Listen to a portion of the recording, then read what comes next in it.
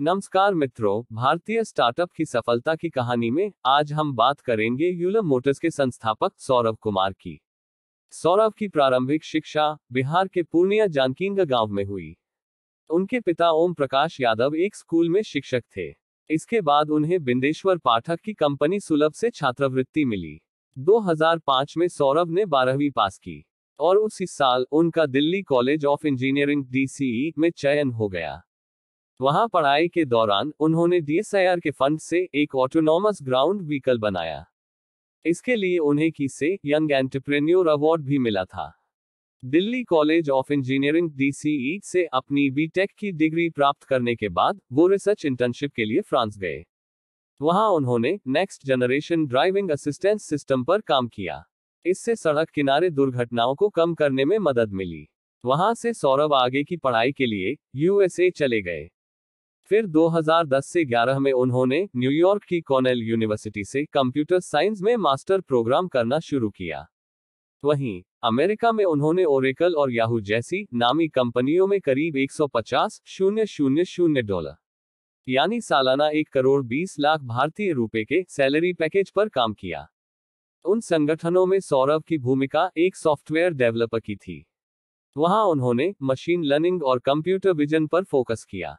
वहां पढ़ाई के दौरान एक ऑटोनॉमस अंडरवाटर व्हीकल डिजाइन किया, जिसे office of naval research USA ने भी सराहा। वहां उन्होंने अच्छी तनख्वाह वाली नौकरी की, लेकिन उनका मन भारत में ही लगा रहा। वह अपने घर लौटना चाहते थे। बाद में उन्होंने कड़ा फैसला लिया और अमेरिकी कंपनी में 1 करोड़ रुपए की नौकरी छोड़ दी। फिर वह सब कुछ छोड़कर वापस भारत आ गए। 2021 में घर लौटने के बाद सौरव कुमार अपने नए विचार के साथ तैयार थे। उन्होंने क्यूब 26 नाम से अपना टेक स्टार्टअप लॉन्च किया। टाइगर ग्लोबल और फ्लिपकार्ट जैसी कंपनियों ने क्यूब 26 में निवेश किया।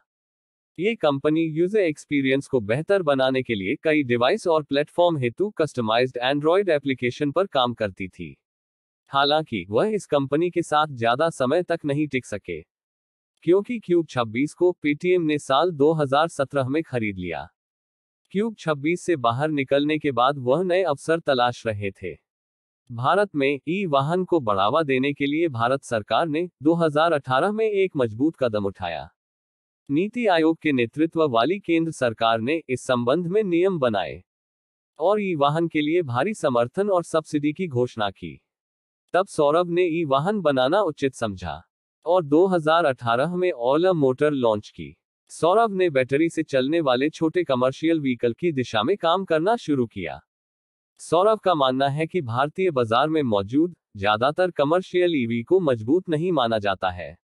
अगर उन्हें बेसमेंट में सामान लोड करना है, तो बैटरी वाले वाहन उसे खींचकर सड़क पर नहीं ला सकते। इसलिए उन्होंने एक शक्तिशाली छोटे वाणिज्यिक वाहन को डिजाइन किया और इसे परीक्षण के आधार पर बनाया। यूलर मोटर्स दिल्ली NCR में एक पायलट प्रोजेक्ट चला रही है। अब तक स्टार्टअप ने 300 से अधिक वाहन बनाकर उन्हें Ecom express, big basket, Flipkart, milk basket, उड़ान, ब्लूडार्ट आदि कंपनियों को सौंप दिया है। वर्तमान में यूलर मोटर्स के पास 2500 से अधिक वाहनों के ऑर्डर हैं। उम्मीद की जा रही है कि आने वाले त्योहारी सीजन में इसे भी औपचारिक रूप से बाजार में उतार दिया जाएगा। यूलर का ऑल इलेक्ट्रिक वाहन एक बार चार्ज करने पर 100 किलोमीटर तक चल सकता है। सभी EV ऑटो रिक्शा में 500 किलो पेलोड क्षमता है, जो लिथियम आयन सैमसंग बैटरी द्वारा संचालित है।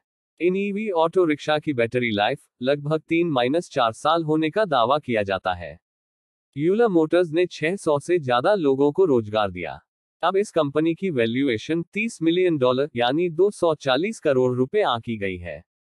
कंपनी को अब तक 100 करोड़ की फंडिंग मिल चुकी है। निवेशकों में invents capital India, ADB ventures, US स्थित emergent ventures, JT ventures, Andrew Bloom ventures, उड़ान के गणेश श्रीनिवास अनुमोलू और सुजीत कुमार को फाउंडर शामिल हैं। सौरभ वर्तमान में अपने ई-मोबिलिटी व्यवसाय विस्तार के लिए कई ई-कॉमर्स कंपनियों और लॉजिस्टिक प्रदाताओं के साथ बैठक कर रहे हैं। उनका लक्ष्य निकट भविष्य में भारत के टियर 2 और टियर 3 शहरों में अपने व्यवसाय का विस्तार करना है। कंपनी जल्द ही अन्य मेट्रो शहरों में भी ई वाहनों को रेंट पर देने जा रही है। तो ये थी यूलम मोटर्स के संस्थापक सौरभ कुमार की एक दिलचस्प स्टार्टअप के सफलता की कहानी।